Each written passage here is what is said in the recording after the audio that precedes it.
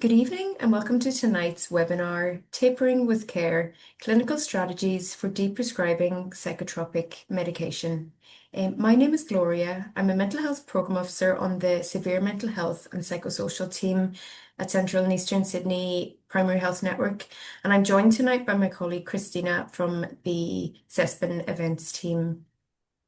I'd like to start by acknowledging the traditional custodians and sovereign people of the land across which we meet. I recognise their continuing connection to land, water, and community and pay respect to elders past, present, and emerging. I'd also like to extend that respect to any Aboriginal colleagues joining us tonight. Just some quick housekeeping. Tonight's webinar will be recorded and will be available on CESPN's YouTube channel within the next couple of days. We have a Q&A box for any questions you have throughout the presentation. We also have a chat function that is available for any comments or feedback that you have. And you can access both of these by hovering over the toolbar at the bottom of your screen. We will answer questions towards the end of tonight's presentation, so shortly after 8 p.m. So if you can hold any questions until that time, that would be great. But if you've questions you're afraid you might forget, please pop them in the Q&A box and we will look at them then at the end of the presentation. Also, just quickly, an evaluation survey will pop up on your screen at the end of tonight's event. Please complete this to allow us to issue you with a certificate of attendance. But also please use the opportunity to provide feedback on tonight's event, but also feedback on any future topics that you would like to hear about in 2026. We're very interested to hear what other CPD events you would like us to organise in the coming 12 months. So we are wrapping up now for the end of this year, but we have a couple more events coming up. So we have an event this Thursday on pediatric sleep issues, and we have a lunch and learn next Thursday on support at home program, which is so it's a preparation lunch and learn for that. We also have an expression of interest open for next year for small group learning, so GP peer groups. The email for that EOI is on the screen. It's events@cespn.com.au, and a copy of the slides will be provided in the post-event email, so you will have access to that email address if you don't manage to take it down.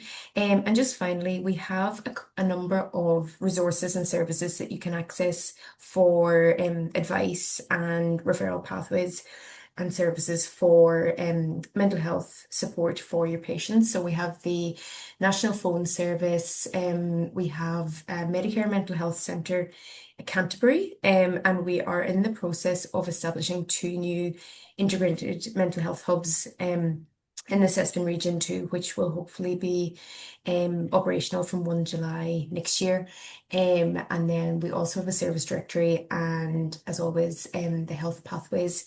So we have a Sydney LHD and a Southeast Sydney LHD health pathways. There used to be kind of generic login details. That has now changed. So you do need to register for individual logins in your local LHD. So the QR codes and also the link to the health pathways will be available in the slides. So I will stop sharing my screen now and I'll introduce our speaker for tonight. I would like to introduce Dr. Mark Horowitz. So Dr. Horowitz is a clinical research fellow with the NHS in the UK and also a visiting lecturer at King's College in London. He's also an author of the Royal College of Psychiatrists Guidance on Stopping Antidepressants, and also the Maudsley Deprescribing Guidelines. And I would just like to welcome Dr. Horowitz and thank you for taking time out of your Tuesday morning in the UK. So no, we really appreciate it and are really looking forward to your presentation. So thank you so much. Thanks, Gloria. Thanks for organising this. Thanks for the introduction. So I'm going to talk today about withdrawal effects from antidepressants and how to safely stop them. I was going to start with a poll, if that will work, Christina. I see. I'll give people a minute or so to go through that. Just 3 questions. and then kick off.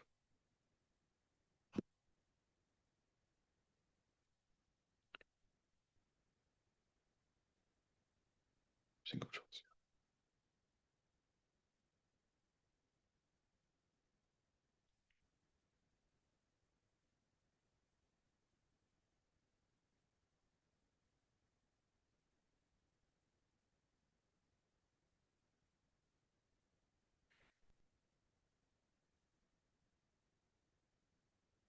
Is that enough? Have most people answered?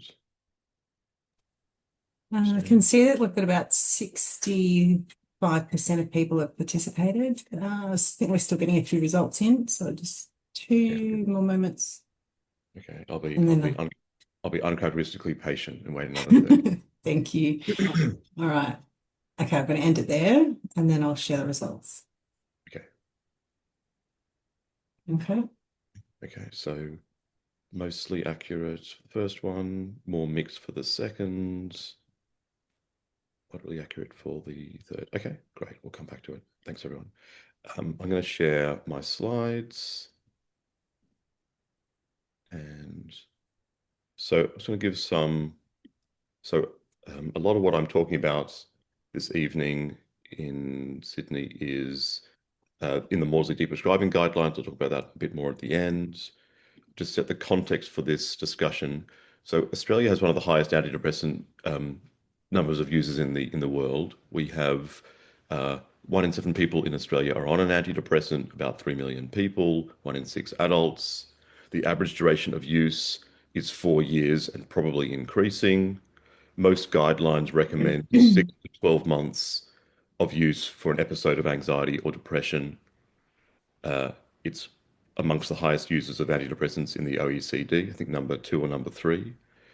2 antidepressants are now in the top 10 most prescribed drugs in Australia. Women are prescribed about 50% more than men, and older people about twice as much as younger people. And if you live in a regional, poorer region, you're also more likely to be prescribed, suggesting that prescriptions are following deprivation. I wanted to try to show a video before I launch into a series of graphs to bore you to death. I thought I would give a human touch. Let me just make sure this works. Okay, I'm going to make it large. People will tell me if they can hear this. Why were you first prescribed an antidepressant? I was prescribed when I was 22 and I had just had a relationship breakup. I was prescribed an antidepressant in 2013 for a chronic pain condition called trigeminal neuralgia. I was first prescribed an antidepressant because I was going through some dark times in life. I had an ACL reconstruction on my left knee, and I was going through school at that time. How did the antidepressant make you feel? I felt like I was just like a robot. I was very emotionally numb. I still had the anxiety, but it was numbed down. But unfortunately, not only did it numb down my anxiety, it numbed down my emotions. You know, I couldn't feel any intense happiness or sadness anymore. I lost the ability to cry. I put on a lot of weight. I completely lost my libido. And I just found myself incredibly tired. When I was first put on these drugs, I thought it was fantastic because it quieted my mind and numbed me, but I didn't know that the trap I was digging for myself. What has your experience been when you came off or reduced the dose of the antidepressant? My brain felt like it was burning and splitting, but everywhere, along with pains and washing feelings I can't describe. I was forcing myself to eat. I lost around 14 kilos. My clothes became really baggy. I had diarrhea I couldn't stop. I was super sensitive to light and sound, even hot and cold. All hell broke loose. I have never experienced the terror, the extreme physical and mental evil that I went through. I experienced my first major depressive episode like nothing I'd ever experienced before in my life, but I just thought it was me. It was much worse than any low mood I had previously felt during my first 27 years and before being prescribed an antidepressant. I became sensitive to noise. I was fearful of people visiting. I couldn't watch the television. I couldn't read a book. And I experienced akathisia for the first time ever, which is actually quite difficult to even describe, but it feels like an extreme panic attack combined with just explosive feelings of pressure in your brain and your entire body. I had intense anxiety, intrusive, dark, looping thoughts. I developed akathisia and paced around the house so uncomfortable in my own body. I wanted to rip my skin off. Dizziness and also these sort of zappy electric kind of sensations that I've heard called brain zaps. They didn't worry me so much as the emotional, psychological tsunami that then hit me. Inability to function, struggling to walk in a straight line. That doesn't, I could go on and on. Yeah, just struggling to stay alive. How has antidepressant withdrawal impacted your life as a whole? It has pretty much destroyed my life. It's traumatized myself and my family and caused extreme distress. And one of really the worst thing that's been for us is the isolation in regard to medical professionals. They just do not understand the severity of withdrawal symptoms. It was just terrible visiting doctors and realising they had absolutely no idea about this experience. Friendships have been affected. People just can't comprehend how a prescribed medication can cause so much harm. I've lost years of employment as a direct result of antidepressant withdrawal. It's hard to think of an area of life that it hasn't impacted. Obviously, it had a massive impact on my family, a massive impact on my sense of well-being. I mean, it's an experience that I just wouldn't wish on anybody. Taken everything from me, taken my job, my ability to work, took my partner off me. It's taken everything from me. What did you need from health services that you did not receive? I needed health services to know about this. I needed them to know what I tried telling them was real so they could help me or at least be understanding and not dismiss me. I needed to be treated with more empathy and compassion. I was often treated as a non-compliant, difficult patient who couldn't accept the reality of her condition. That last doctor, when I tried to talk to him about what was going on, would have been able to see through my tears and been able to differentiate the symptoms of withdrawal from relapse. I really needed acknowledgement and validation that what I was experiencing was real. I also needed a safe place to go where I had no fear of being sectioned or drugged up to manage my symptoms. They denied the possibility of withdrawal with such conviction that I left every appointment feeling like a crazy person. And their lack of understanding made me feel like I was. So I'm going to go back to my slides now. So I want to spend the rest of the lecture really explaining why there's such a disjunction between the people's experience in that video and what guidelines are set for so long, and why guidelines are not capturing very well what is happening. So long-standing guidelines in Australia on antidepressant withdrawal from places like the Therapeutic Guidelines or the Psychiatry College have said discontinuation symptoms are usually mild and last a week or two. This description was based on studies by drug companies in the 1990s, which focused on people who had used antidepressants for 8 to 12 weeks. Those were the trials done to have the drugs approved by the TGA. At the end of those studies, they stopped antidepressants. And it's true that most people had mild and brief symptoms. Not everybody. Some people already had severe symptoms. But as we'll see, the longer you take an antidepressant, the more severe and long-lasting withdrawal effects can be. So I think of this a little bit as sort of analogous to a car company crashing its car into a wall at 5 kilometers an hour in a safety test and declaring it safe, and ignoring the fact that people are driving around on the roads at 60 kilometers an hour, because of course the average use in Australia is 4 years now. The term discontinuation symptoms was coined by a drug company panel with a description brief and mild, which was distributed to clinicians. And of course, the phrase discontinuation symptoms doesn't have a scientific meaning. It was a euphemism to replace withdrawal effects.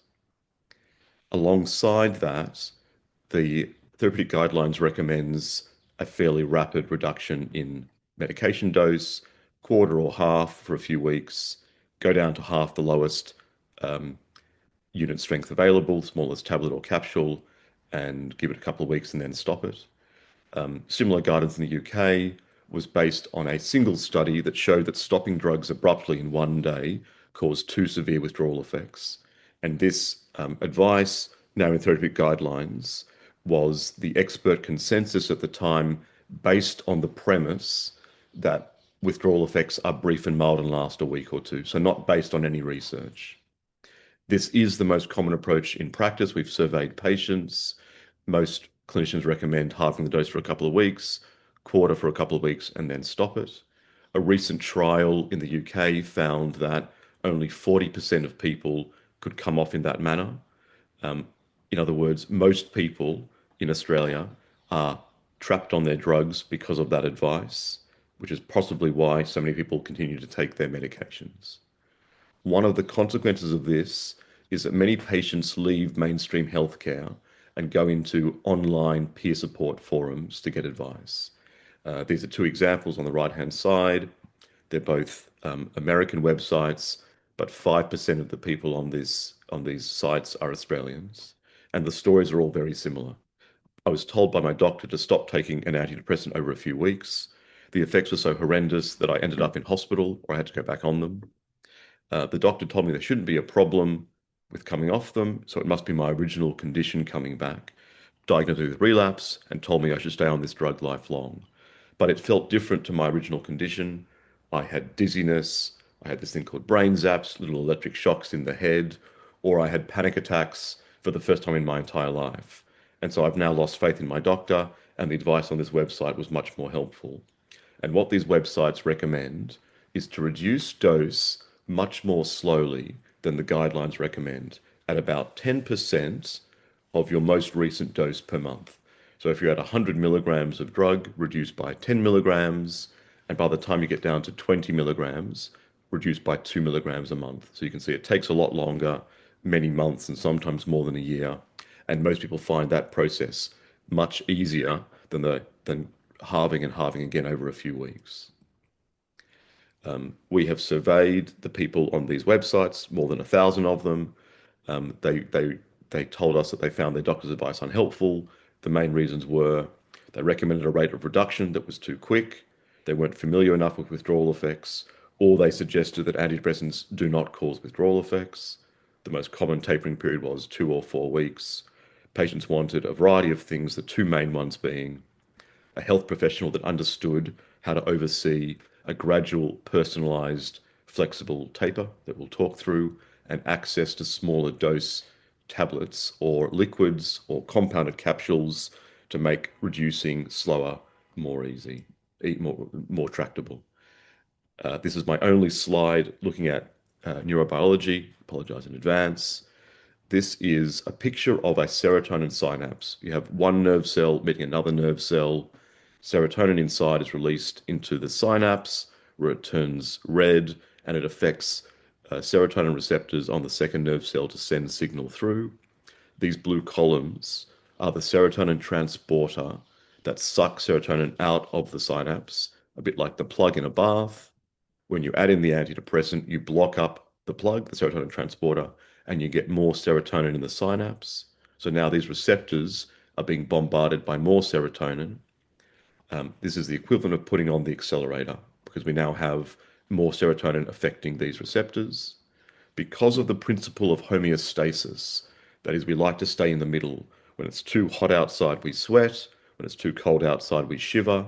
If there's too much serotonin hitting receptors, they downregulate in number and sensitivity. And we can see that in imaging of the brain after just a few weeks of people being on antidepressants. In other words, the body puts the brake on to counteract the accelerator that the drug produces. When we come to stop the drug months or years later, the antidepressant is metabolized by the liver and kidneys, and the serotonin transporter plug goes back to doing its thing, and now there's normal levels of serotonin in the synapse. But what doesn't just snap back into how it was before the drug was there are all the adaptations to the drug that occurred while the drug was there. So this brake stays on.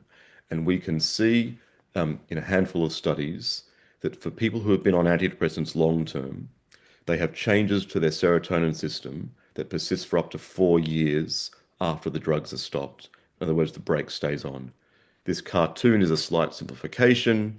There are also other targets of antidepressants, and there are downstream effects.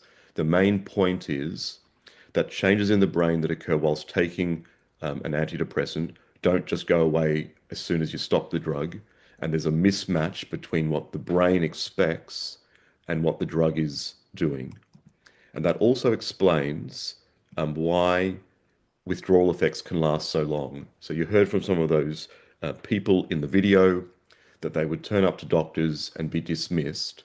And one of the things that doctors dismiss is long-lasting symptoms from withdrawal.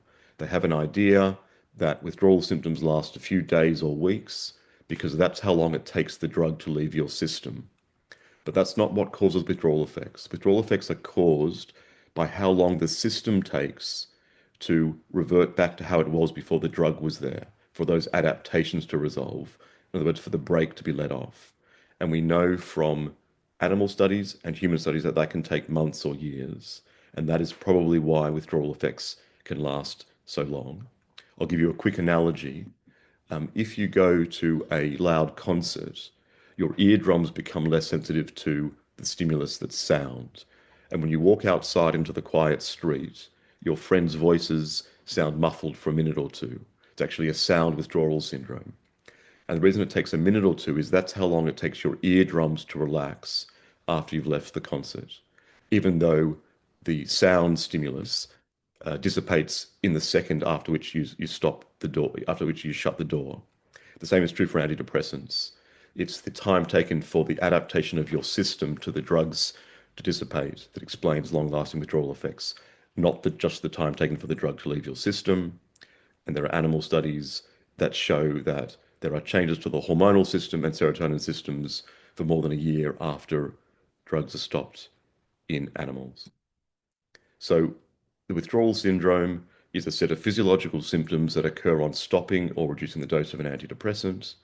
Because these drugs affect so many bodily systems, they can manifest in either psychological or physical symptoms, and they occur because changes to the brain caused by the drug take time to resolve, as I just showed you.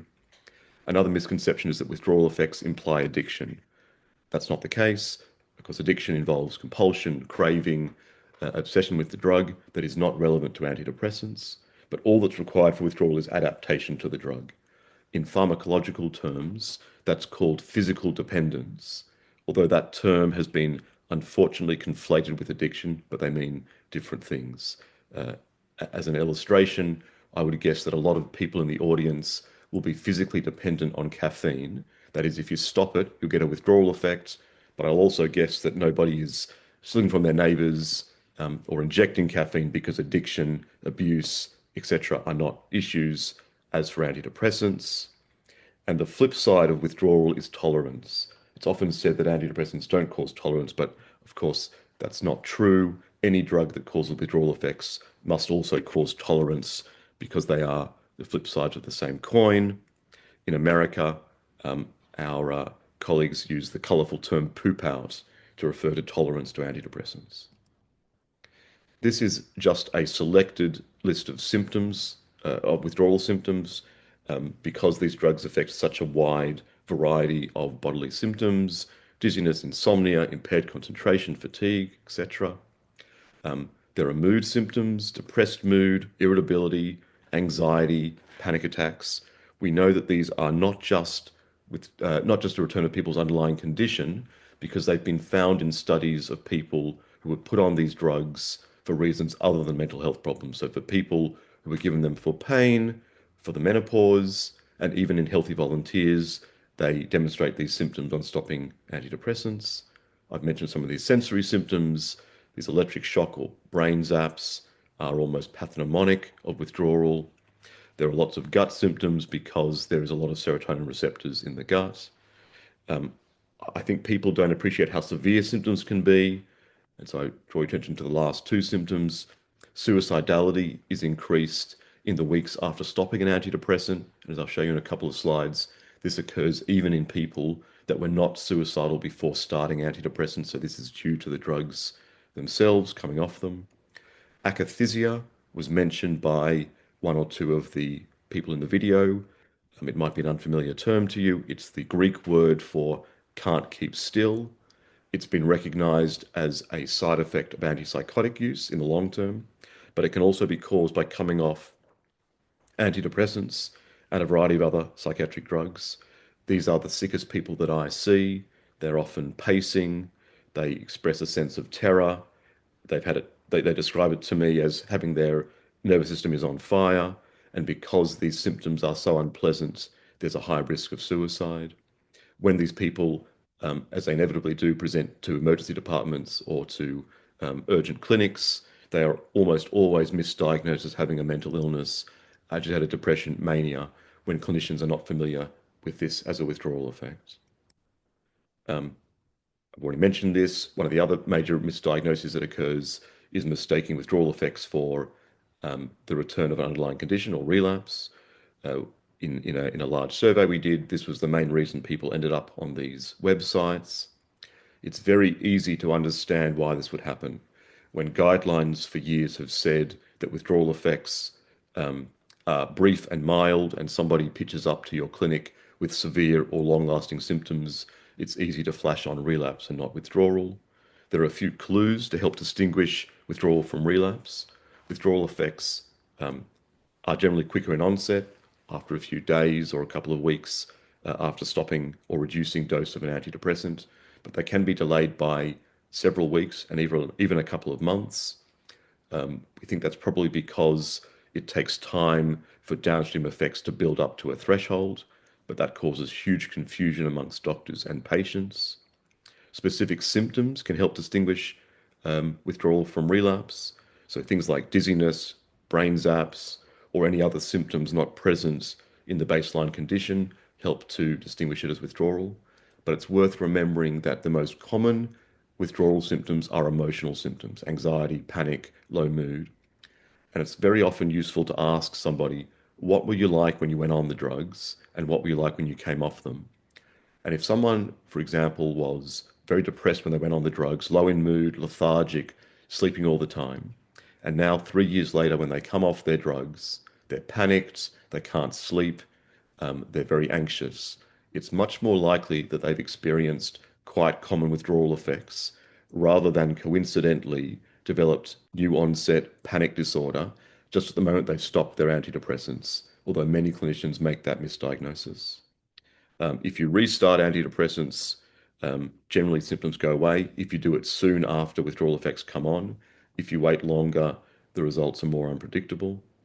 And because of a lack of awareness of these issues from doctors, there's a long list of misdiagnoses that can be made, including medically unexplained symptoms, neurological disorders, psychiatric disorders, chronic fatigue syndrome, depending on which symptoms people present with, because there are so many symptoms that overlap with the diagnostic criteria of other conditions.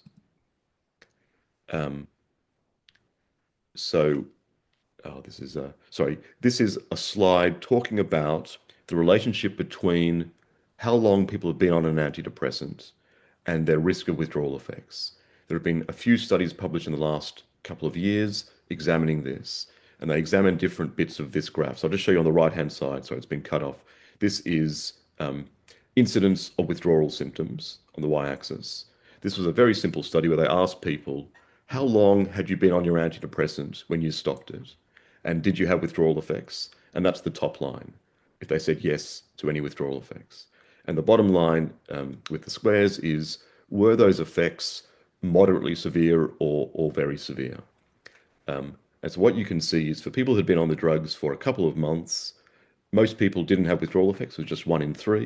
And if they did have withdrawal effects, it mostly wasn't moderately severe or severe, so it was mild symptoms, just like the drug company studies found after 8 to 12 weeks. On the other hand, once people had been on the drugs for more than 3 years, now most people are getting withdrawal effects, 2 out of 3, and half of them are saying that they're moderately severe or severe. That pattern makes biological sense. The longer you're on a drug, the more you get accustomed to it, the more withdrawal effects you get when you stop it.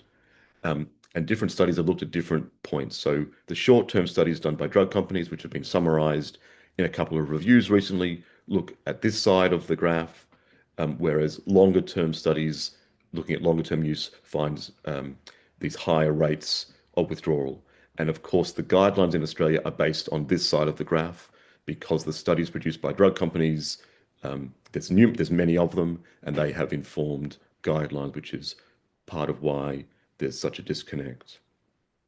As I mentioned before, in Australia, the average duration of use is 4 years, so there's half of people at least are up this side of the graph and not the lower side. And just one last point on this topic. I think there is increased recognition that there are withdrawal effects from antidepressants. There's headache and dizziness and so forth. I still think there's a lack of appreciation for these protracted withdrawal syndromes that can last for months and years, which, as some of the people in the video said, can be debilitating. People lose relationships, they lose jobs, they become housebound. There are huge financial issues that occur. I think most clinicians are still unaware of these issues. It reminds me a little bit of long COVID, that for a while people said, how can a short-term infection lead to long-term disability? There was pretty quick recognition of that issue. One, because it was so widespread around the world. Of course, there was a lot of focus on it. And number two, because doctors were affected and they were seen as credible witnesses in a way that people who take antidepressants are not. And because of this poor recognition by the medical community, I think there is insult added to injury because people cannot find support for their issues and end up relying on friends and family if they're available. This was a study we did where we asked people who had withdrawal effects, so a selected group, what did you have before you started antidepressants? So in the weeks leading up to being prescribed, when you were feeling unwell, and what did you have when you stopped the drugs? And as an example, looking at feeling suicidal, 3 out of 10 people were suicidal when they were prescribed the drugs in the weeks before. In other words, they were in trouble. But after they stopped the drugs, 6 out of 10 were suicidal. In other words, 3 out of 10 of these people had new onset suicidality only after stopping their drugs. And that was true for all the symptoms we looked at. Of course, brain zaps was very rare before starting antidepressants, extremely common after stopping. Sensitivity to light, quite rare, very common after stopping. So for every symptom, there were far more people who had it after stopping than before starting. In other words, this is a separate syndrome. This is not just people's symptoms returning. I haven't showed it here, but the symptoms after stopping were also much more severe than before starting. And so this is clearly mapping out not just a return of people's conditions, but something, a separate syndrome caused by stopping these drugs. There's a little bit of a disjoint between the stories in the UK and Australia. So in the last couple of years, the guidance in the UK has changed markedly. The Royal College of Psychiatrists actually went on national TV a few years ago to warn the public about severe and long-lasting withdrawal symptoms from antidepressants.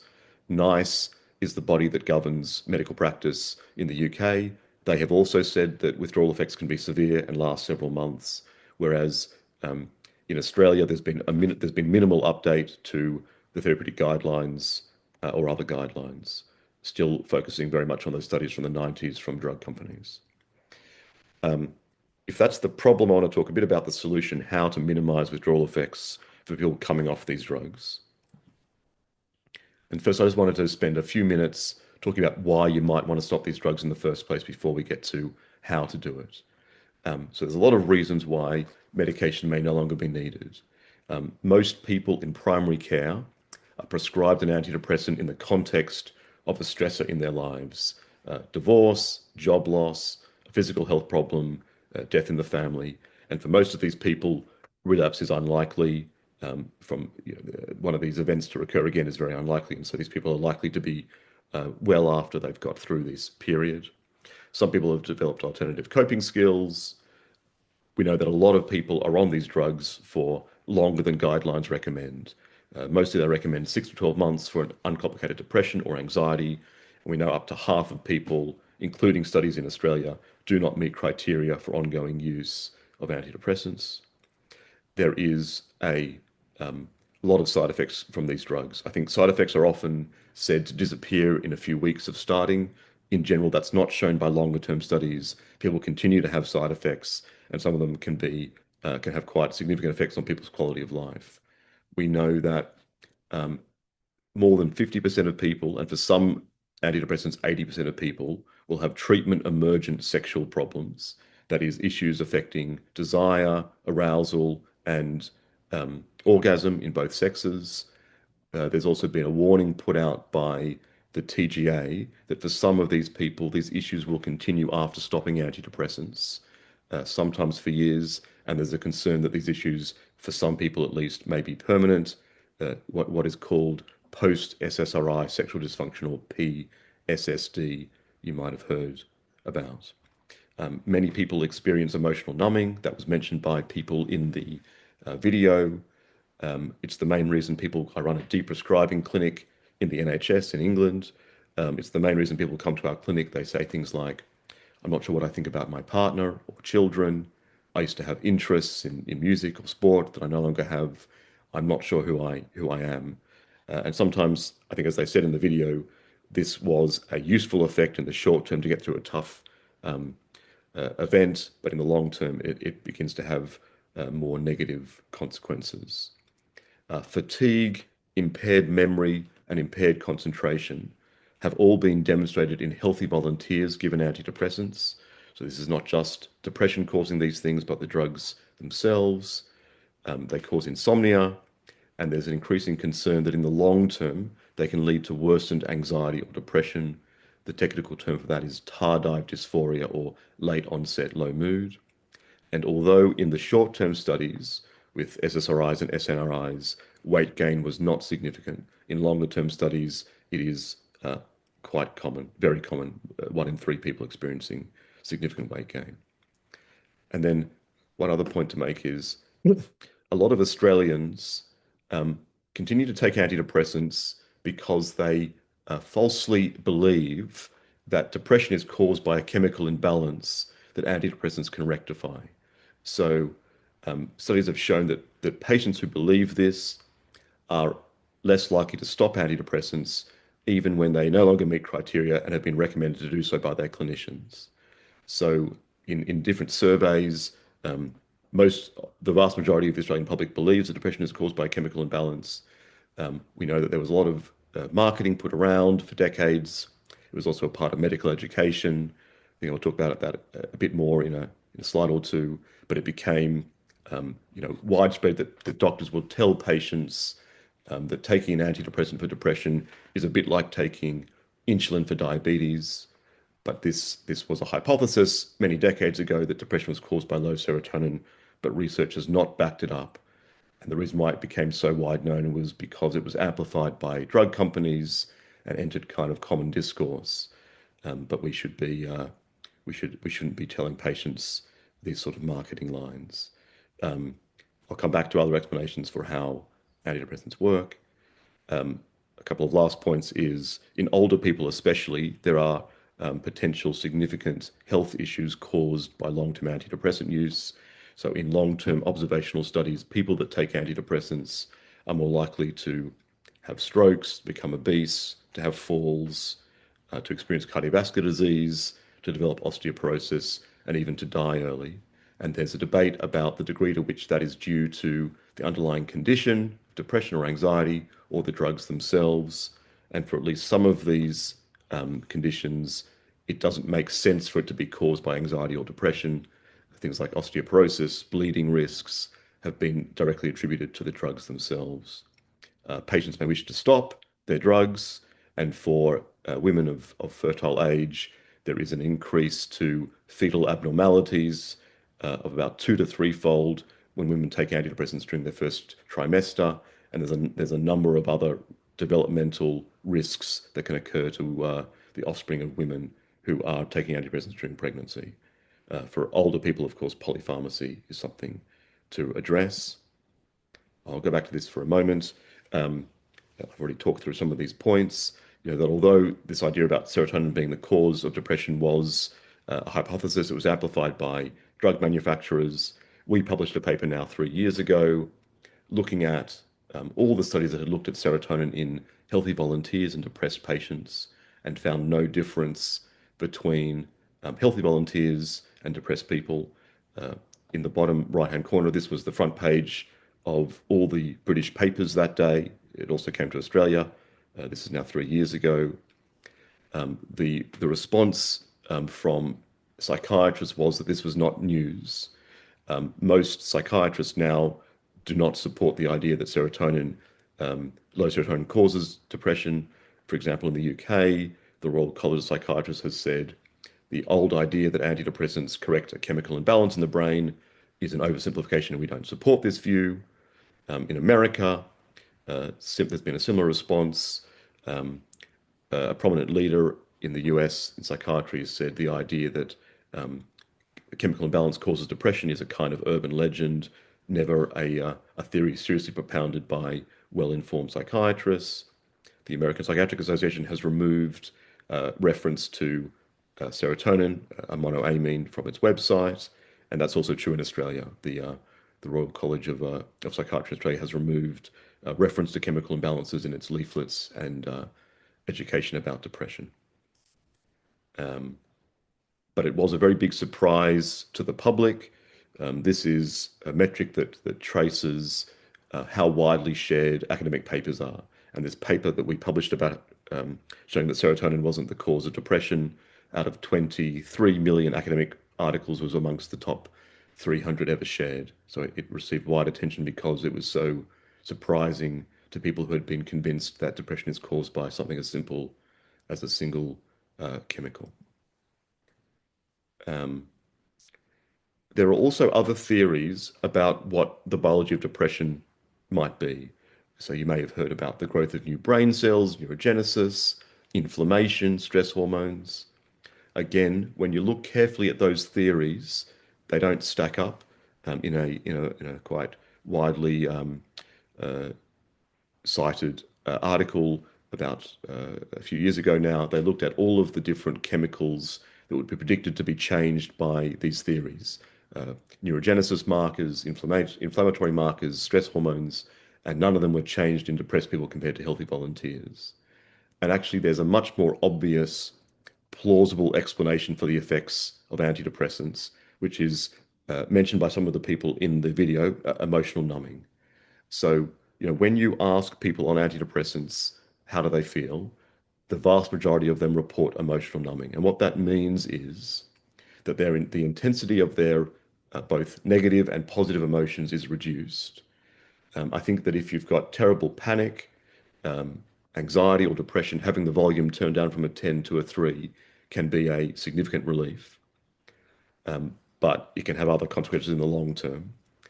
Genital numbing, or the sort of sexual side effects that people experience, has been shown to correlate with this emotional numbing. And in fact, if you chew up antidepressants and swish them around your mouth, they will also numb your mouth. So there is a general light anesthetic properties to these drugs.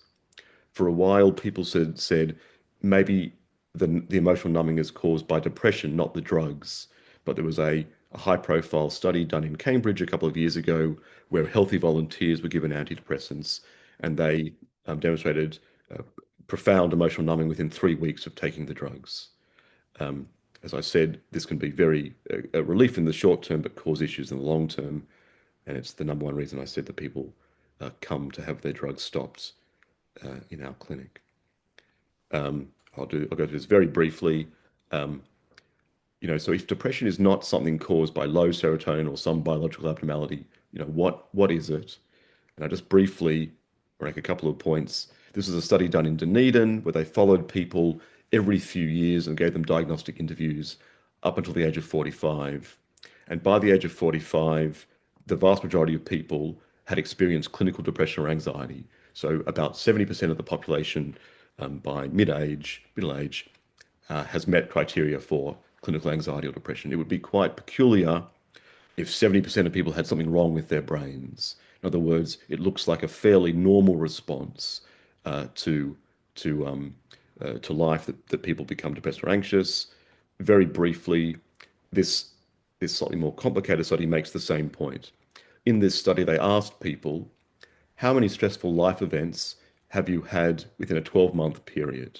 And if they had none, it was called no a contextual threat. That's just the language of this paper. If they had more than 10 stressful life events, they were judged as being under severe contextual threat, the right-hand side. A stressful life event is divorce, job loss, death of a loved one, etc. And this is risk of depression on the y-axis. And what you can see is if everything in your life goes wrong, 10 different things, you are much, much more likely to be depressed than if nothing goes wrong. In fact, between the lowest and the highest point, there's a 30-fold difference in risk of depression. And I haven't seen a relationship that strong except when it comes to smoking and lung cancer. The different colored lines are people's personality styles based on neuroticism. So neuroticism basically means sensitivity to stress. So if you're a very robust individual, that gives you a green. And if you're a very sensitive person, that's an orange. And so there's clearly differences between people. Sensitivity to stress probably has something to do with genetics and also upbringing. So there is genetics involved in this. But what this is generally saying is that depression is caused by the things that happen in people's lives. It explains a huge part of why people are depressed, without reference to brain chemicals. It's people responding to their environments. And that's why it's quite common to experience depression if people are overwhelmed, enough things go wrong in their lives, they're very likely to become depressed. And on the flip side, the natural rates of recovery for depression are extremely good. So these are everything on this page is about untreated depression. So you can see that for both severe and mild depression, that without treatment, the vast majority of people are better within a few months. So within 3 months, about half people are better. And after about a year or a year and a half, 80% of people are better. So the natural recovery for depression is very good. I'll give one example of that in practice. This is a study in secondary care in a psychiatry service. 75 patients with depression who are not suicidal were provided with psychosocial advice, depathologization, that is, normalization of low mood as not a brain condition, not something that involves abnormal chemicals in the brain, and shared decision-making about what to do. This intervention didn't involve any medication and no therapy. And in 2/3 of people in secondary care, they were free of depression at 3 months. And what they found in the study was that the expectation from the patient that they should receive medication was the main factor influencing whether they ended up on medication, not the severity of their condition.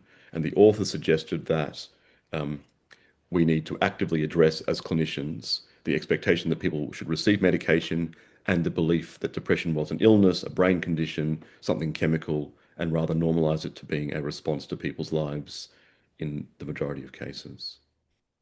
Just go through this one last point before I talk about how to safely stop antidepressants. This is talking about the guidelines in Australia and around the world. So I've mentioned the NICE guidelines here, but this is also true for the therapeutic guidelines in Australia. These guidelines recommend long-term treatment with antidepressants. And the studies that are used to recommend long-term treatment, I've made a cartoon of here. They are actually based on something called discontinuation studies or stopping studies. So it's not that people who are given antidepressants are compared to people given placebo for many years and people given antidepressants do better. There are no such studies. Most of these studies go for 8 weeks. What there are stopping studies. People who are already on antidepressants and have done well, and they're randomized to either stop their antidepressants or continue on them. And then for several months afterwards, they're assessed for relapse using different depression rating scales. And if you put together all these studies, you find that people who stop their antidepressants, about 40% of them relapse in the few months afterwards. Whereas a bit less than 20% of people who stay on their drugs relapse. And that's why these guidelines recommend long-term treatment. They say it's about a halving of the relative risk of relapse, and that's a good reason to keep people on their drugs. But these studies have been criticized. One, this is already a highly selected group of people that have responded well to antidepressants, and this is being extrapolated to all users. But even more importantly, in these studies, antidepressants are generally stopped in 1 day, and the average time is 5 days. And so in the different depression measuring scales, things like the PHQ-9, the MADRS, the Hamilton Depression Scale, withdrawal effects like low mood, anxiety, sleep problems will all register on these scales. And in none of these studies are withdrawal symptoms separated from symptoms of depression or anxiety. And that means that a portion of this 40% of people will have been withdrawal effects misclassified as relapse, which means that the difference between these two groups will not be as large as these studies suggest. And so antidepressants will not be as effective as these studies suggest that they are. And some researchers have estimated that the entire difference between these two groups is actually explained by withdrawal effects. That if 20% of people experience withdrawal effects, that explains the entire difference. And they've suggested that what antidepressants are doing are preventing withdrawal effects rather than preventing relapse. An analogy for this would be if you take people who are smokers and you randomize them to stop or continue smoking, and you measure anxiety and irritability, you would conclude that people should continue smoking to prevent anxiety and irritability. Now, of course, cigarettes and antidepressants are not similar drugs, but the point is that if you ignore withdrawal effects, you can come to some perverse conclusions about the ability of a drug to prevent a return of a condition. And so in other words, the evidence for long-term treatment with antidepressants is not as robust as most people think. I've gone on a bit, I'll keep going here. So let me talk about how to safely stop antidepressants if it's right for somebody to do so. So I'm going to start by talking about the Royal College of Psychiatrists guidance in the UK that has started to filter out slowly to Australia in different guidelines. I'll just talk through what it says. It recommends that for people who have been on antidepressants for more than a few weeks, that they should taper off over months or years. And they suggest going down to very small doses, that is less than 1 milligram before stopping. And they recommend going down in smaller and smaller size reductions, and that the rate should be adjusted to suit the individual. Now, some of that might sound a bit unfamiliar to you, and I'll explain where that came from. So this is a paper that we published in the Lancet Psychiatry a few years ago, looking at the relationship between antidepressant dose and its effect on the brain. So this is done with PET imaging of people who are taking, in this case, citalopram. The y-axis actually is blockade of the serotonin transporter, but you can think about it just as effect on the brain. And the main point is that it's not a straight line. Doubling the dose doesn't double the effect. Going from 20 milligrams to 40 milligrams actually only has a small increased effect on the brain, although the dose is doubled. And even a tiny dose, like 2 milligrams, that you might think of as homeopathic or laughably small, actually has about half the effect of 60 milligrams. And the reason for this relationship is something called the law of mass action. And what it basically says is, when there's not much drug in the brain, all the receptors for the drug are open for business, they're unsaturated, a bit like the game of musical chairs. So every milligram of drug at the beginning of the game has a lot of chairs, receptors available to it, and so it has a large effect in terms of effect on the brain, so a very steep relationship here. As there's more and more drug in the system, more and more receptors are occupied by drug, and so every extra milligram of drug has less and less seats to grab, and so there's this law of diminishing returns, and you get this curve which is traces out a hyperbola. And that allows us to understand what happens when people take the advice that most doctors give them about stopping antidepressants. So if they're at 20 of citalopram, they might be told to reduce to 10 by, say, halving a tablet, and then taking half a tablet every second day for a couple of weeks before stopping. It's very simple advice for the doctor to give. It's very hard for the patient to take, because when they go from 20 to 10, there's a reduction in effect on the brain. Some people already find that very unpleasant. Other people can tolerate that. Going from 10 to 5 is a larger change again. And going from 5 to 0 is like jumping off a cliff. It has about 20 times the effect of going from 20 to 15 milligrams. And this is exactly what patients say. The first few milligrams are the easiest to come off, and the last few milligrams are hellish. And when clinicians are not aware of this relationship, they can conclude that people have relapsed, they've ended up in huge trouble, might need the drugs, because they aren't aware of this cliff that people are being pushed off. So what makes more sense is not reducing by even amounts of dose, but reducing by even amounts of effect on the brain. So I've drawn 4 horizontal lines here that correspond to 20 percentage point reductions. And that corresponds to smaller and smaller dose reductions, like in the Royal College's guidance on how to stop antidepressants, going down to very small final doses before stopping.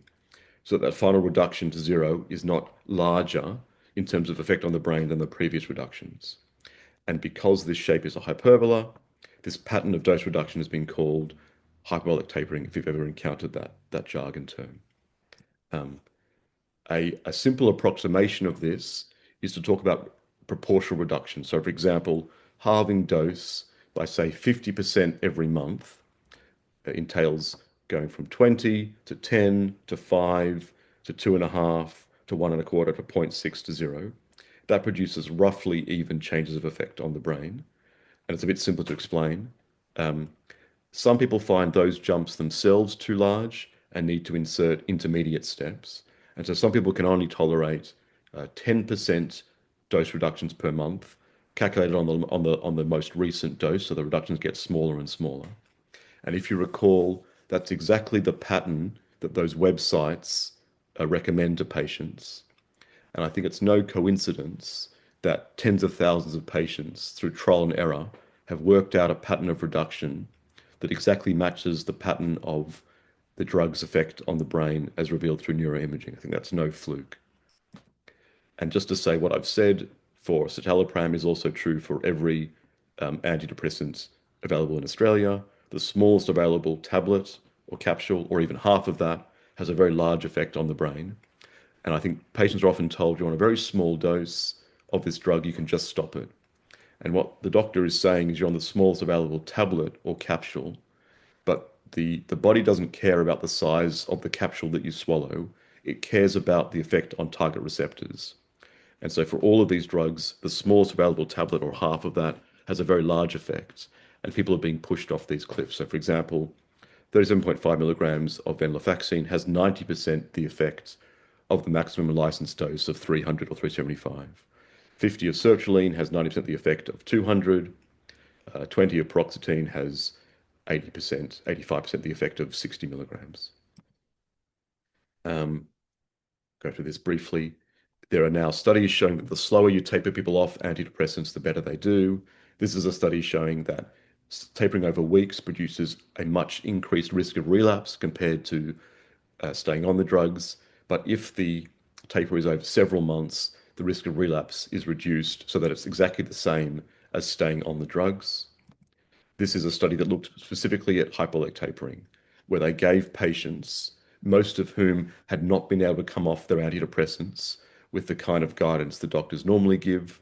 They gave them smaller dose tablets of antidepressants that allowed them to make a hyperbolic dose reduction. So they for example, gave them 20, 19.5, 19, all the way down to 0.5 milligrams.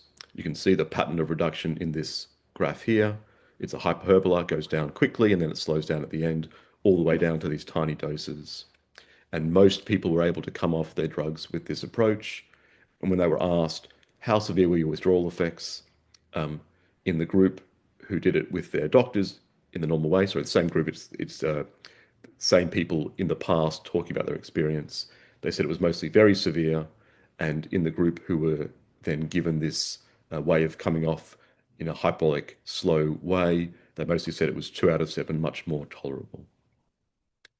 And so back to this guidance, it also recommends that the rate of reduction should be adjusted to suit the patient.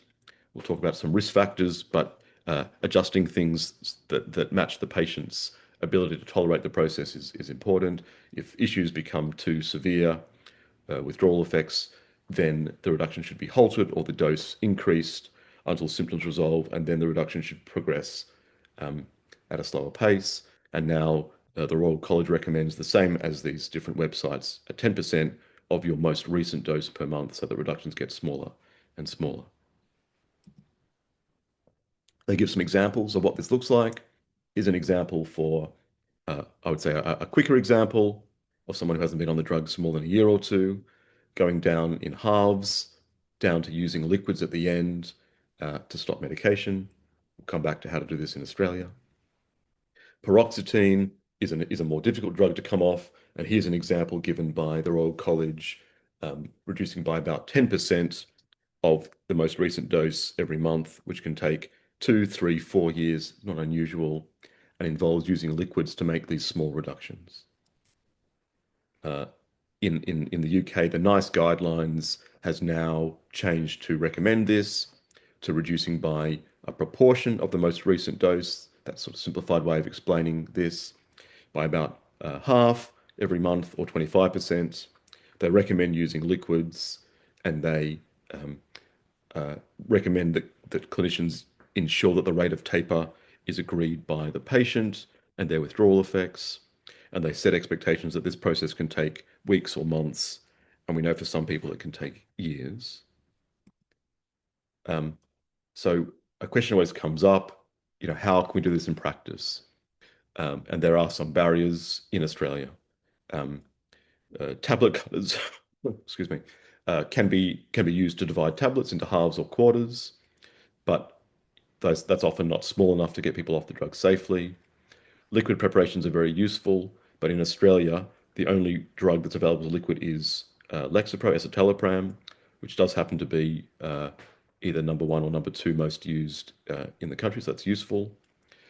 Compounded medications, there's a financial barrier. They're not yet provided by the public health system, but that can be useful for people that can afford it. And therapeutic guidelines now actually recommends consider using a compounded formulation for tapering. But this is a practical difficulty. There is a group in Tasmania now working on making liquid preparations available for all antidepressants throughout pharmacies in Australia, which will hopefully come to fruition next year.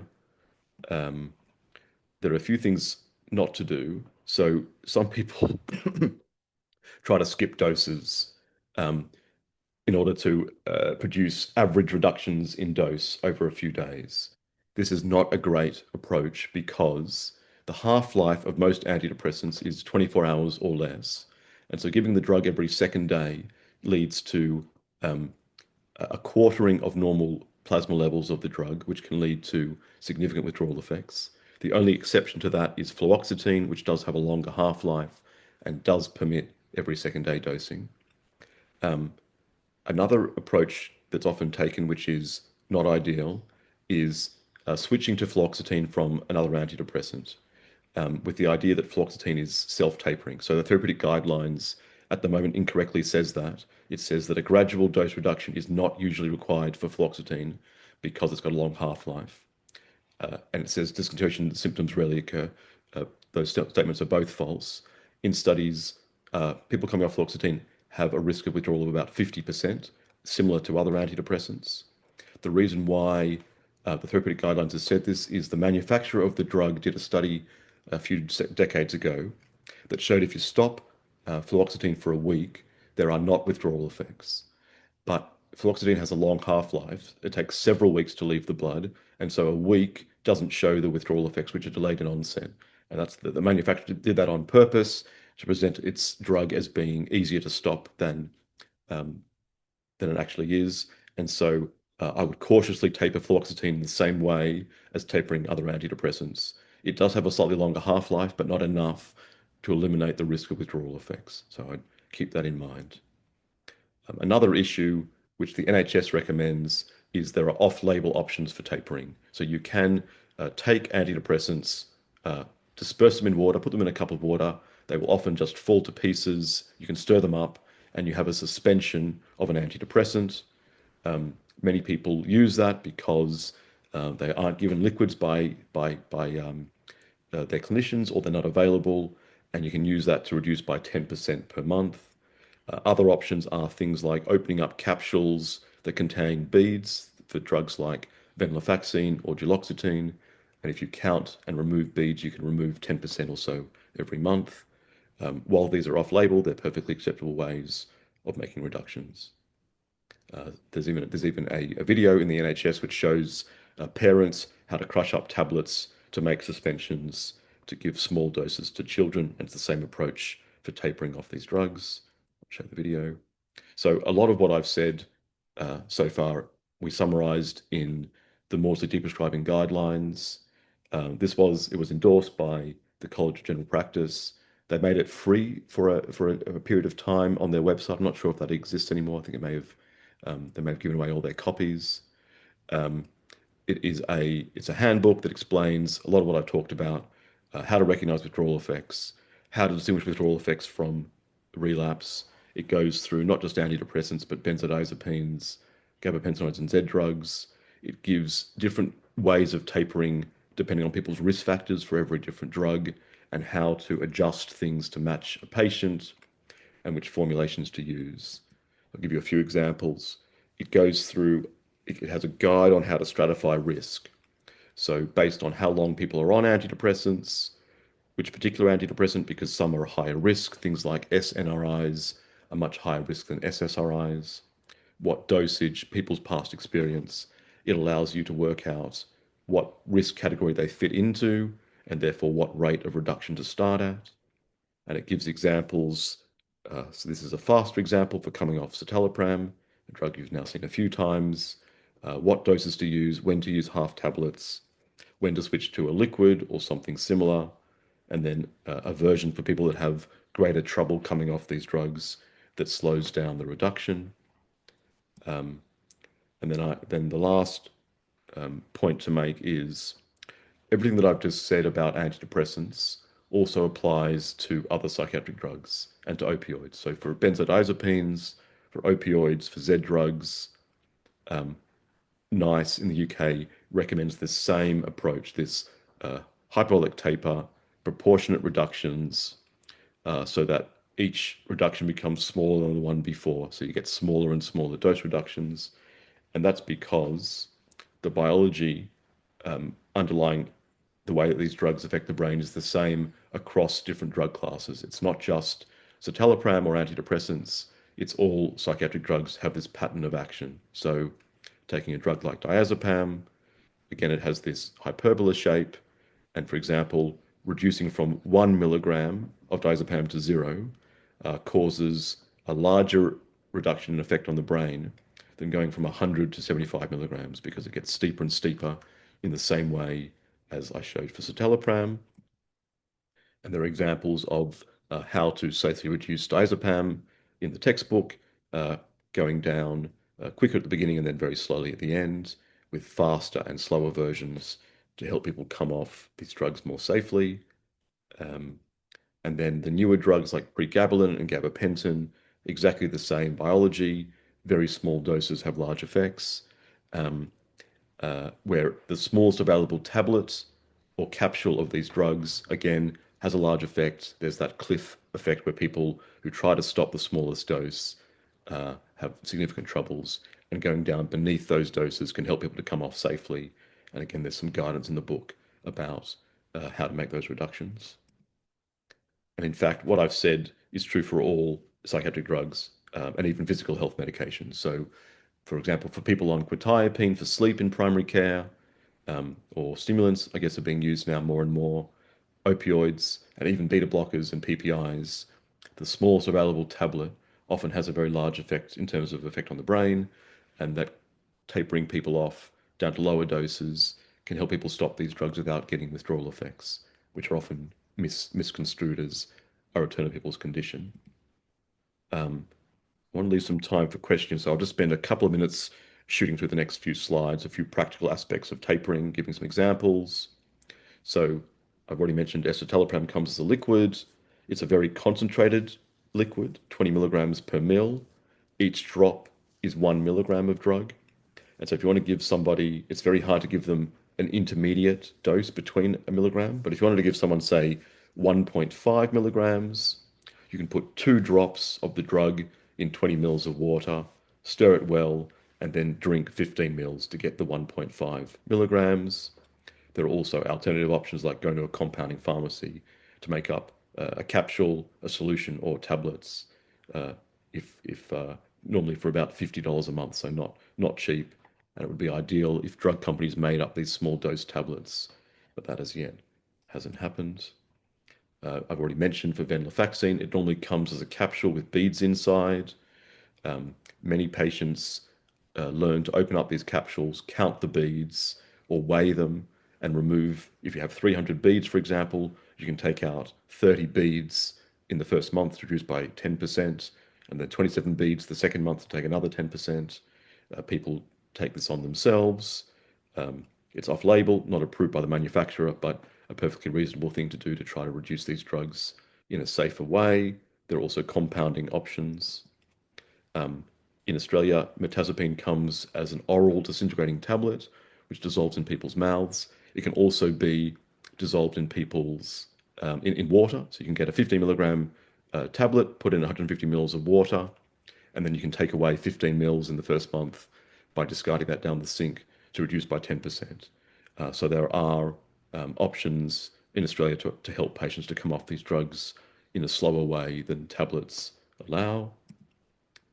And this is just a very broad overview of what we do in our clinic, the sort of thing that could be done in clinical practice if there was time. We ask people to monitor their reductions. So here's someone's going from 20 milligrams of citalopram to 15. And let's just look at the right-hand side. Overall symptoms, you can see it takes a while for the body to recognize something's changed. You get an increase in symptoms that then start to dissipate. You end up, if you graph that, you end up getting this wave pattern. It takes a while for the body to recognize things, reaches a peak, goes away. And what we try to achieve is that people stay at relatively low levels of withdrawal. We sort of about 3 out of 10, 3 or 4 out of 10, most people can tolerate in their lives, keep working. And so if that happens, we would continue making reductions at about the same rate. That might be green light. If people had worse symptoms up to a 6 or a 7, that would be a bit worrying. We would slow things down, hold the rate of reduction, maybe go back a step, then go more slowly. And what we're trying to avoid is red light, people getting up to 8, 9, or 10 out of 10 symptoms. That's when people start not being able to go to work, turning up at the emergency department, getting very upset. And so by going slower, so if this happened, we would get people to go back to the original dose and go more slowly thereafter. And people generally get the hang of this, and after a few months, generally know what rate they can tolerate, and generally go away and come off these drugs slowly, in a way, in a successful way they're not able normally to do after with a few weeks taper. So I'll leave it there. There's my email for any further questions, but I'm very happy to answer some questions now. I think we have 15 minutes or so.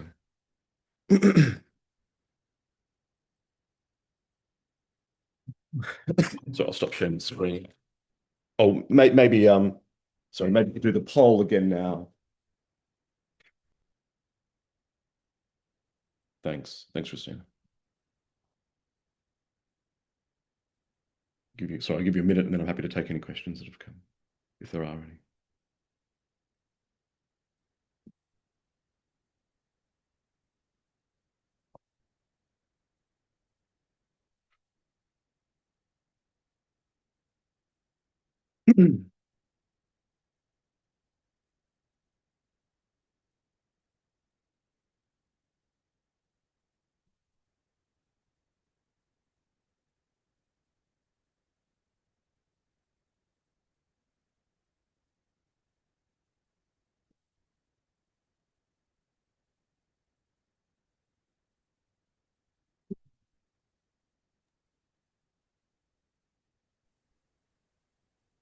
I think we've got about 60% of people have participated, so we'll close it shortly. Okay, thanks very much. We can put any other questions that they have. Yeah.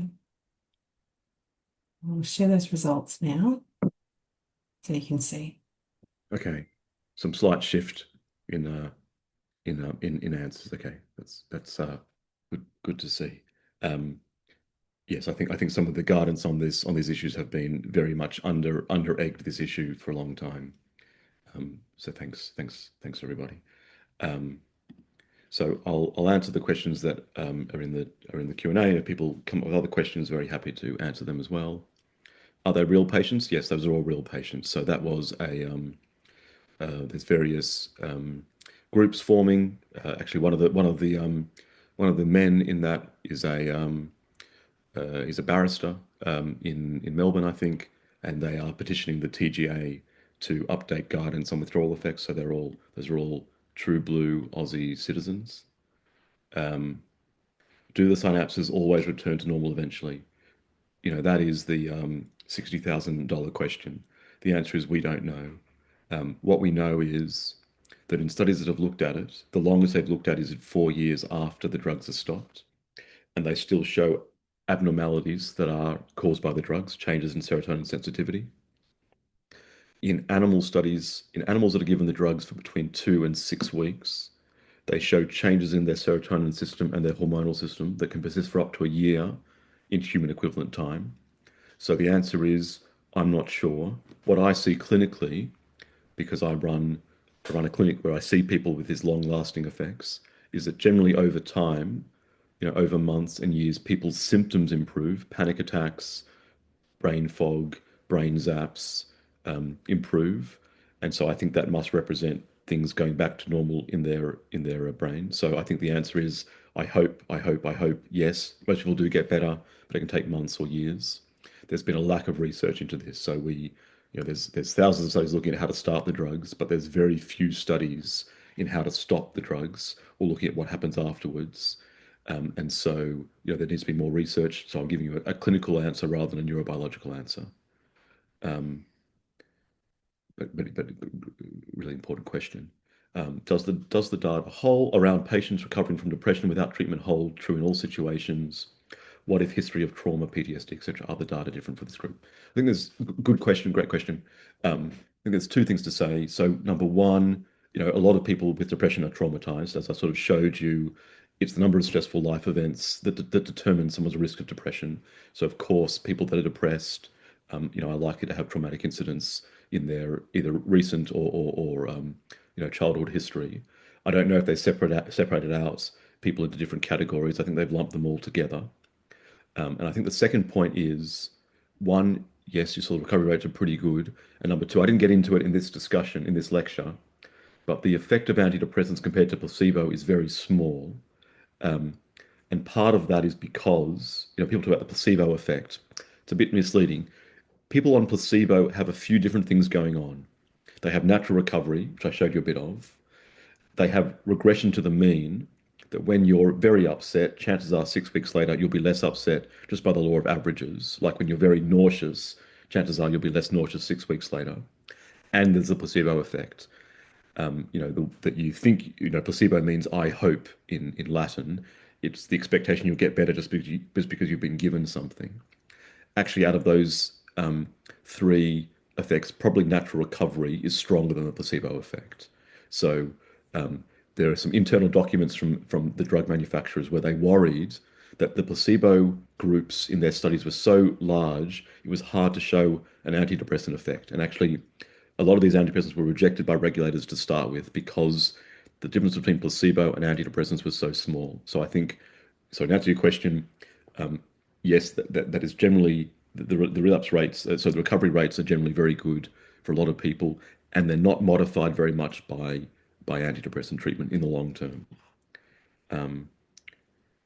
There are patients both on antipsychotics and antidepressants. How would withdrawal symptoms manifest in them? Good question. So of course, there's lots of people in primary care now who've been put on quetiapine for sleep or anxiety, as well as antidepressants. So there's a few things to say. One, antipsychotics cause similar sort of withdrawal effects to antidepressants. I didn't go into it in this talk, but the same principles apply. Your brain and body get used to the drug. When you stop it, you get withdrawal effects. It's very true for quetiapine. The smallest tablet of quetiapine, 25 milligrams, has a large effect on target receptors. So the same kind of issues, people get trapped by being on the smallest tablet. In the same way, using liquids, crushing up tablets, all those kind of kitchen chemistry things I mentioned can also help people come off quetiapine.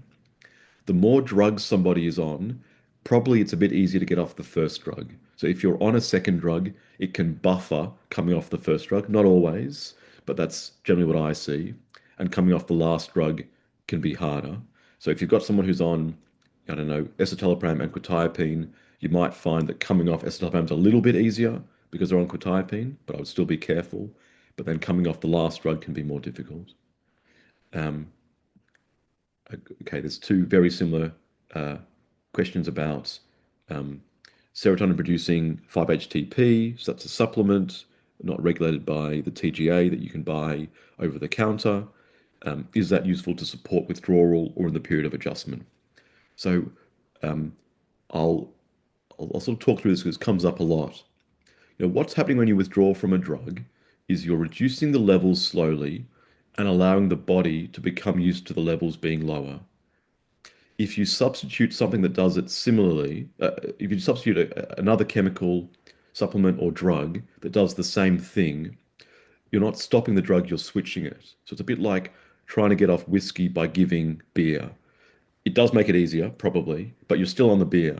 So you could argue, well, it's much better to be on a supplement than it is to be on a prescribed drug, but you are kind of giving a kind of homemade or more natural version of what an antidepressant does. So it may make things better, but you may not achieve what you're setting out to achieve, which is to get somebody off a drug that increases serotonin. So that's sort of a mixed answer there. Any advice for residents in aged care who have been on antidepressants for years? So this comes up a lot. I talked about 1 in 6 people in Australia being on antidepressants. It's much, much higher in aged care. I think actually the latest evidence is it's more than 2 out of 5. It may even be half of people in aged care are on antidepressants.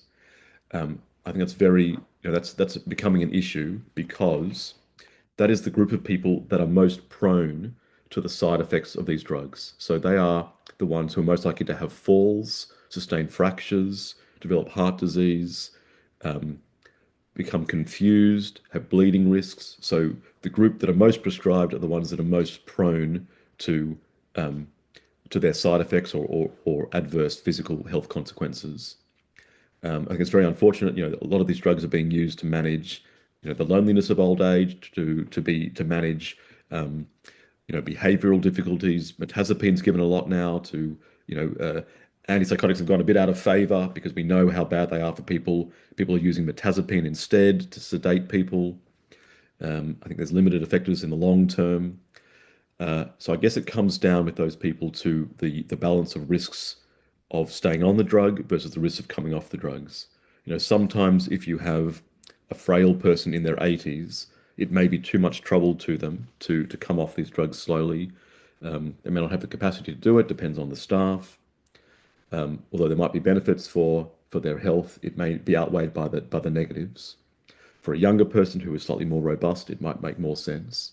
I think this is an argument, particularly to get people off in middle age when they're strong enough to do so. So you don't end up with people in aged care where the drug is not very good for their health, but it's too difficult to stop. So I think there is a complex weighing up of benefits and harms. And it's a reason to always think about the patient in front of you, do they need to be on this drug still, or can they stop it slowly in this kind of gentle way? I have a patient who was seen by 2 psychiatrists and a psychologist, given 2 to 3 antidepressants, anti-anxiety and sleep medication for his anxiety, depression, and not better at all. What can I do? Again, very hard question to answer in a minute. I mean, I do think, I see many of these patients. I think that once you go down a kind of medication route, again, I didn't talk about it a lot in this lecture, but the medications are not that effective. When the drugs don't work, then you think I should increase the dose, add another drug, try, augmenting additional drugs. And so people can go down these routes for years and years, decades even, trying more drugs, having side effects, changing drugs. And if the underlying issues are about loneliness, self-esteem, work issues, childhood issues, the drugs are not really getting to the source of the problem. The drugs can also cause side effects. It sounds like this person is on what's called a prescription cascade. Antidepressants often affect sleep. People are given sleep medications, and they're often a bit dozy during the day. Sometimes they get given stimulants. They're diagnosed with ADHD. Stimulants make them harder to sleep, so you can get into this real cycle of extra medications. That's why I think we really need to step back from this kind of medicalization that we are in Australia very guilty of when it comes to people's emotional states. So with this person, if they're in a bad state, coming off drugs can be difficult.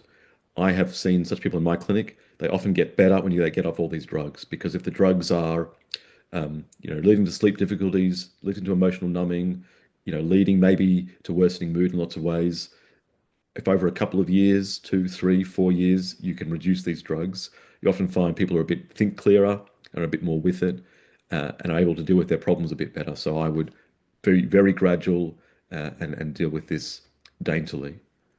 How long do you recommend people be on an antidepressant? So great question. Normally I give a second lecture on prescribing antidepressants. This is how to stop them, but I'll give you a 30-second summary. I think the evidence for long-term use of antidepressants is not very robust for reasons that I showed you, because stopping the drugs causes withdrawal effects which are ignored. So I think the way that people use benzodiazepines in England, I think in Australia as well, is quite clever. In England, I haven't been in Australia now for a few years, but in England, they'll say to you, this benzodiazepine, if you use it for too long, you'll get accustomed to it. You'll get dependent on it. It'll have withdrawal effects. You should use it for as little time as possible. It's not a great long-term drug. Take it for a few days or a couple of weeks. I think that such an approach with antidepressants is probably the best way to deal with them. Use this for a few weeks, for 3 months. Maybe it'll numb your emotions. It'll get you through a tough time. But it's not going to solve your problems. It's not going to get to the root cause. The longer you use it, the harder it'll be to stop. So I get it off in a few months. Unfortunately, the guidelines say the opposite. They say use it for 6 to 12 months. By that time, people are already a bit dependent on it. And of course, because it's hard to stop, people end up being on it for years. So unfortunately, guidelines are pushing people towards longer term use. And I think that's an issue that me and a few researchers are trying to address. The last couple of minutes, the last few bits and pieces. People taking St. John's wort in addition to antidepressants. St. John's wort has the same effect as antidepressants. It's a serotonin transporter inhibitor, so it has the same, has an SSRI action. So I'm not so keen on it because, it has the same kind of effects as antidepressants, but the dose is a bit unknown. So, are they taking 3.5 milligrams equivalent of citalopram or 8 milligrams? I would sort of a bit rather know what dose people are on. And it's got similar side effects and withdrawal effects, I should say, as antidepressants. Just because it's natural doesn't mean it's exempt from the laws of pharmacology. People are also asking about people on marijuana and cannabis. I don't know the exact details, but I think the more drugs you have on board, the more confusing things can be, because you don't know what's causing what. One other worry is when people try to come off an antidepressant and they feel bad. I would say the best thing to do is to slow down the taper. If they start using other drugs like marijuana and cannabis, it can be like a switch. You're getting them off an antidepressant, but now they're using marijuana and cannabis. And sorry, the last thing, a very complex case here. Guy having TMS now. His Effexor, quetiapine, and mirtazapine were reduced fairly quickly, almost abruptly. What should I watch out for? So that's almost a textbook example of that guy is a sitting duck for severe withdrawal effects. Some of the people at the beginning of the in the video, that's what put them in the situation for months or years where they were sick. So coming off Effexor, quetiapine, and mirtazapine, Effexor is particularly high risk. Mirtazapine is pretty high risk. So is quetiapine. He's at risk of having the kind of long-term withdrawal effects, which some doctors are now talking about as a withdrawal injury. In other words, these symptoms don't just last for a few days or weeks, they last for months or years, a bit like their neurological system is injured. So I would, if you were the decision maker, put him back on his dose and take him off a lot more slowly. But unfortunately, a lot of doctors, including psychiatrists, still think coming off in a few weeks is fine. I say to people, I think I was sort of taught that changing doses of drugs is like changing the color of paint in a house. White today, blue tomorrow, mirtazapine next week. But I don't think that at all anymore. I think that changing drugs is like taking a wall out of a house and trying to replace it with another wall. These drugs cause profound changes in the brain, and trying to change them causes huge structural issues. So I would be much, much more gentle than it sounds like is happening. Thanks, Man Tran, for your kind comment.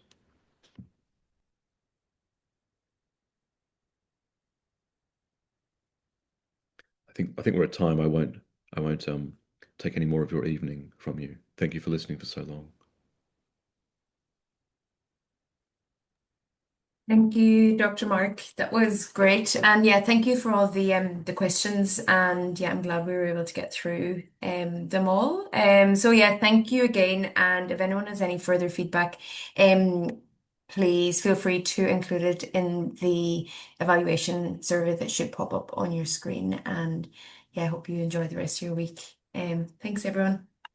Thanks, everyone. Thanks, everyone. Bye.